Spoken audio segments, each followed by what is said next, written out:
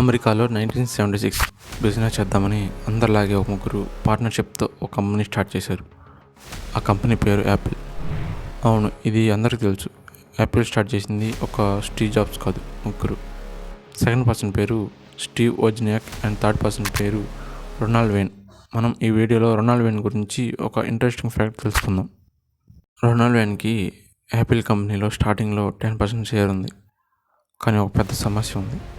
Company fail అయితే అప్పులన్నీ తనపై పడతాయని అతని భయం. అందుకే కేవలం 12 రోజుల తర్వాత తన దగ్గర ఉన్న 10% షేర్ను కేవలం $800 అమ్మేశాడు. కానీ తర్వాత ఏమైందో అందరికీ తెలుసు. యాపిల్ ఈ ప్రపంచంలోనే అతిపెద్ద కంపెనీలో ఒకటిగా మారింది.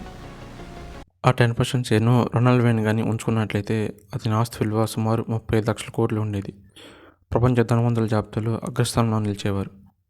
కేవలం షేర్ల విషయంలోనే కాకుండా ఆయన తొలిసారి టైప్ చేసిన అగ్రిమెంట్ పేపర్స్లో కూడా 1990లో $500కే అమ్మేశారు. కానీ అవే పేపర్లు 2011 వేలంలో సుమారు $1.6 మిలియన్ అమ్ముడయ్యాయి. వేన్ ప్రస్తుతం లాస్ వేగాస్లో ఒక చిన్న ఇంట్లో గవర్నమెంట్ పెన్షన్పై ఆధారపడి జీవిస్తున్నారు. ఆయన వయసు ఇప్పుడు సుమారు 90 ఏళ్ళు. అంత విలువైన కంపెనీని కోల్పోయినా కూడా తన లోకం దురదృష్టవంతుడిగా పిలుస్తున్నా ఆయన మాత్రం ఎలాంటి పశ్చాత్తాపం లేదంట. స్టీవ్ జాబ్స్తో పనిచేయడం చాలా ఒత్తిడితో కూడుకున్నదని, తాను డబ్బు కంటే మానసిక ప్రశాంతతను ఎంచుకున్నానని ఆయన చెబుతున్నారు. బిజినెస్లో కేవలం తెలివితేటలు ఉంటే సరిపోదు, రిస్క్ తీసుకునే ధైర్యం కూడా ఉండాలని ఈ ఘటన చెప్తుంది. ఒక చిన్న నిర్ణయం జీవితాన్ని పూర్తిగా మార్చేస్తుంది.